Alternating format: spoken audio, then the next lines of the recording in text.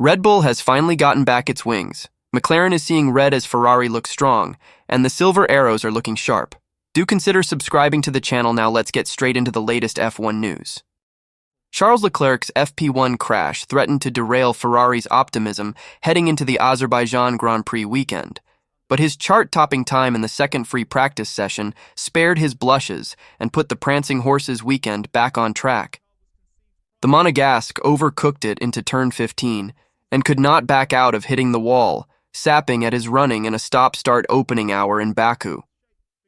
To add further insult to injury, he was none too happy with the handling characteristics of his Ferrari SF24 on his return to the track in FP2, citing heavy steering and worried that his car was bent somewhere. A rethink with setup ensured he was happier on his return to the circuit later, ultimately paving the way towards a 1:43.484s that nudged him 0.006 seconds clear of Baku specialist Sergio Perez. Perez appeared to encapsulate a mini revival at Red Bull after 6 rounds of toil, at least compared to its devastating form in the early phase of 2024.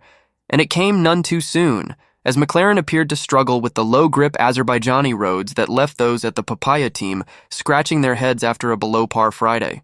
A thrice red-flagged FP1 session meant that the first hour was difficult to read, although Red Bull will have been nonetheless buoyed by Max Verstappen's ascent to the top of the order. Debris produced the first stoppage, but the subsequent 2 yielded longer cleanup operations. Leclerc's incident at turn 15 handed the marshals a workout in the warm early afternoon sun, and newcomer Franco Colapinto ultimately caused another break in proceedings with his turn 4 wall-bothering antics. Baku notoriously does not discriminate between drivers of different experience levels. Ferrari at least had Carlos Sainz in the game in the early part of FP2, and the Spaniard led the early burst of medium tire runs ahead of the usual qualifying simulations on soft tires. There, Sainz set the benchmark, although this was subsequently beaten by Perez by almost half a second as the Mexican felt at home on the city course. However, Lewis Hamilton's lap that was over half a tenth shy suggested that Perez's effort was beatable, as the Briton had completed his run on a used set of softs. Leclerc duly proved that and found a 0.006 second advantage over Perez to complete a turnaround from his morning's indiscretions. After a dismal Monza weekend, Red Bull spent the week in between licking its wounds, per chief engineer Paul Monahan. The team had brought a new floor to Azerbaijan and, although Monahan stated that it was a subtle change to the underbody, he hoped that this would help Red Bull chart the right course through the final flyaway rounds. Many of the team's issues in recent rounds have stemmed from a series of balance issues, where the car tends to understeer in the low-speed corners and leaves the drivers feeling unsettled on the exit. While Verstappen struggled with continued understeer in the 90-degree corners and later complained about the low-hanging sun peeking through the city skyline, Perez rather picked up the pace. Comparing the Mexican's lap to that of Leclerc, there still appears to be a problem with the behavior of the RB20 in the opening sector. Per GPS data, Perez was losing time in the corners, handing incremental gains Leclerc's way. This stabilized, and the lap started to come back to Perez through the Old Town sweepers, putting the 2 drivers effectively level at turn 16, the final proper corner over a lap of the Baku circuit.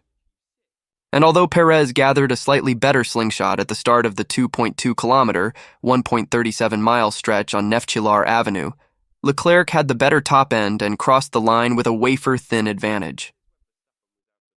Regardless, it will be a boost to Red Bull amid its recent lapse in form.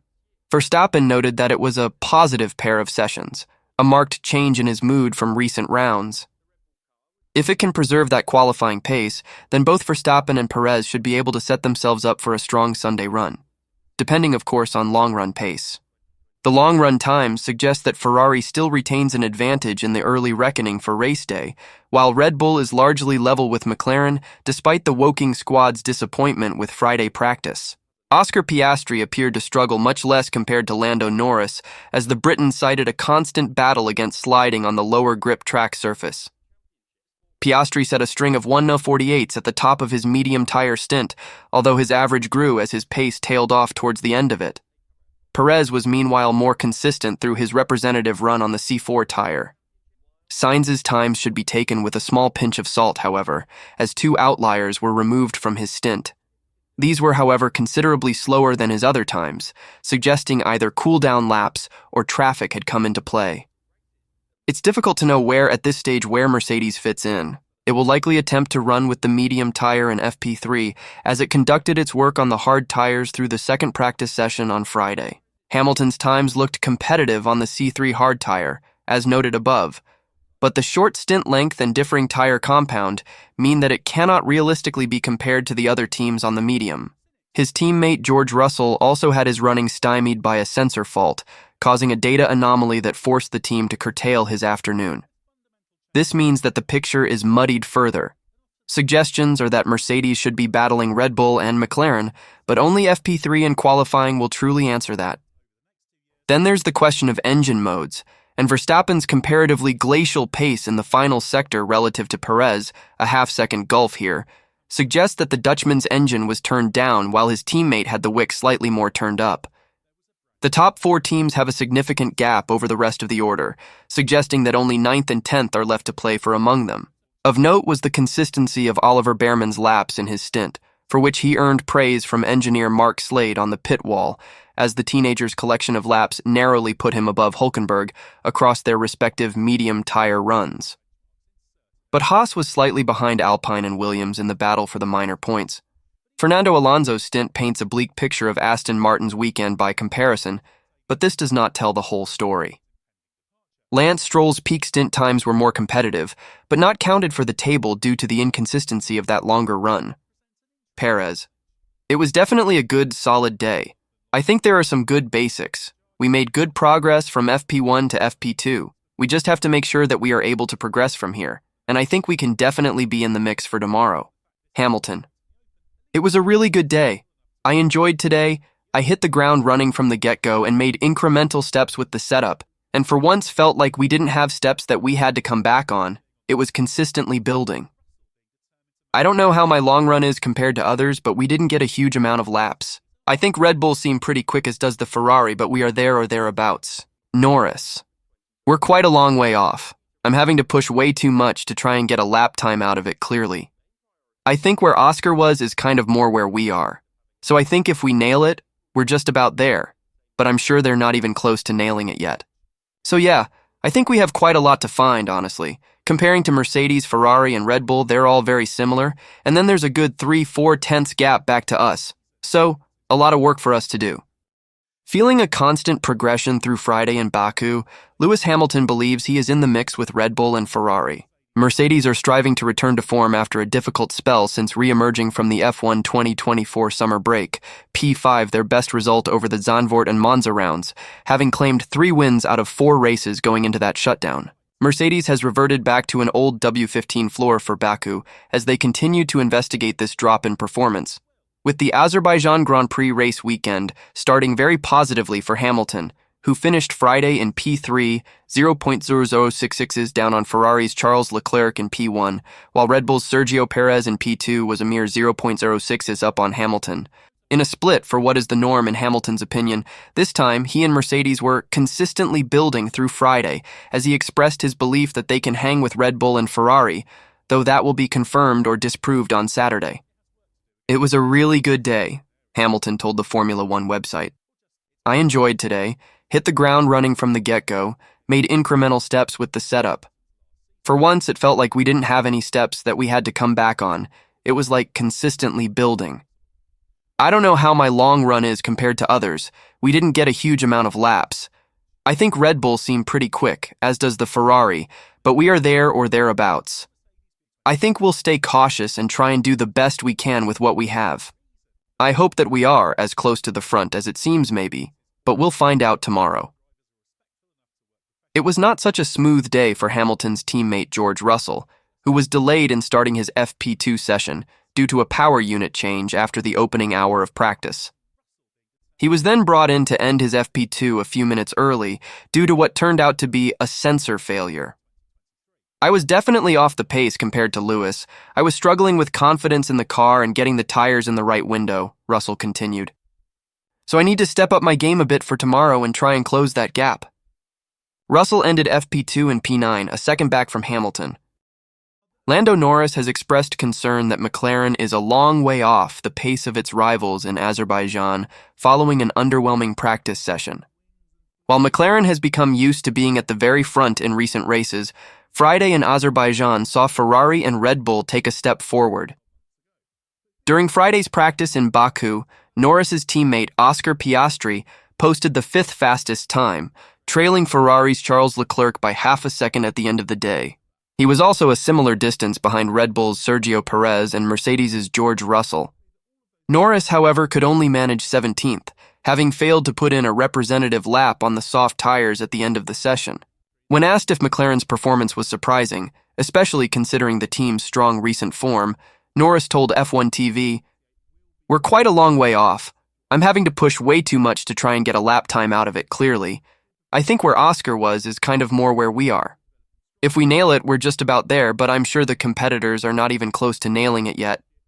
We have quite a lot to find, honestly, compared to Mercedes, Ferrari, and Red Bull. They're all very similar, and then there's a good 3-4 tenths gap back to us.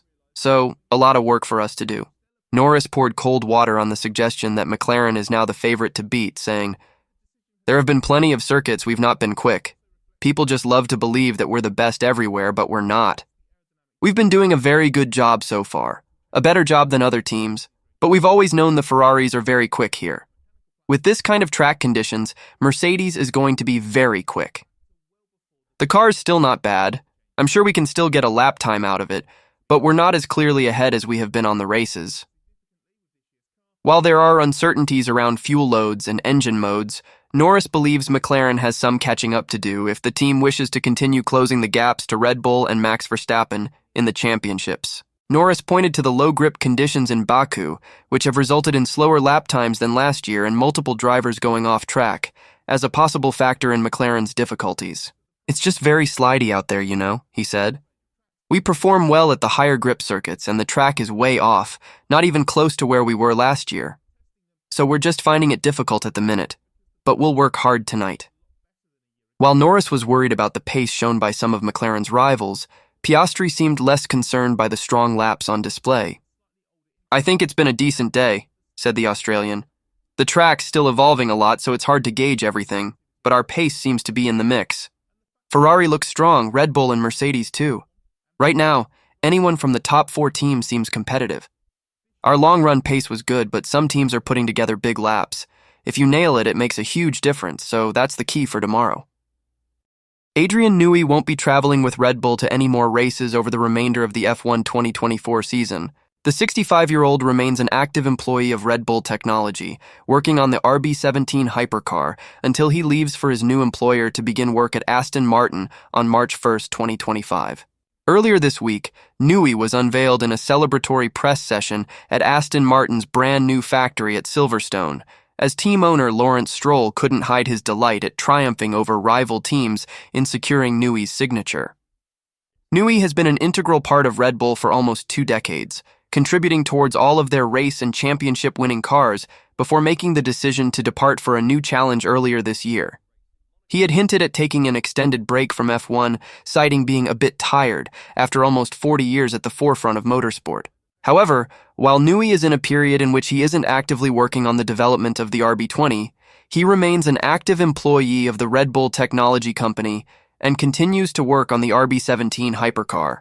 It could thus be seen as unusual that Newey, as an employee of a rival F1 team, was presented in person by Aston Martin, to the backdrop of Aston Martin logos, as he was confirmed as taking up a shareholding in the Silverstone-based squad and taking on the technical managing partner role that has been created for him. Usually, such announcements are taken care of via a press release. An example of a high-profile employee being announced earlier this year was Lewis Hamilton being confirmed as joining Ferrari in F1 2025. Hamilton remains actively employed by Mercedes and has not been pictured in Ferrari clothing or branding, nor in the Scuderia's garage or at Maranello, or even associating with future teammate Charles Leclerc beyond what could be seen as standard trackside socializing. Hamilton even continues to refuse to sign Ferrari-related photos for fans and bats away media questions related to his upcoming Ferrari switch. NEWEY's in-person attendance at a rival's factory was made even more unusual by his immediate return to Red Bull's factory after the Aston Martin ceremony in order to resume work on his now usual duties with the RB17 hypercar. The nature of the unveiling is understood to have resulted in a decision being made to take NEWEY off the traveling team for the races left on his schedule in F1 2024, which included next month's United States Grand Prix at the Circuit of the Americas in Austin. NEWEY, together with his wife Amanda, has embarked on a holiday this weekend, before returning for his final months of employment with Red Bull. An interview with former F1 presenter Jake Humphrey on his high-performance podcast is also understood to have raised eyebrows at Red Bull after NEWEY claimed he has not been part of the F1 team since the Japanese Grand Prix, the race at which he has explained he made his decision to depart Milton Keynes. Red Bull claimed a 1-2 finish at Suzuka, with the upgrade package introduced that weekend aiding Max Verstappen and Sergio Perez to dominate the Japanese round. Since that race, NEWEY attended Miami, Monaco, and Silverstone as part of the Red Bull race team, actively participating in the garage and on the pit wall during sessions. I have been out of the Formula One team since after Suzuka, whenever that was, late April, but I have still been working hard on the RB17 road car, which is a side project, NEWEY said. I will still be working on that until after that March 1st date, but not from the factory as much. It will be more talking to the guys via video conference and emails, and when the car starts track testing in the summer, and attending the track testing. Speaking to media in Baku, Christian Horner spoke of his surprise at seeing the very public nature of NEWEY's announcement at Aston Martin, having been caught unawares by the nature of the reveal. Yes, it was obviously a large announcement by Aston, said Horner, and you know, Adrian has always tended to do his own thing. Obviously, it was a big moment for that team, and they chose to celebrate it, perhaps potentially slightly prematurely, before he's finished his contract with Red Bull Racing. But obviously, it was a big moment for that team. Thanks for watching. I'll see you around.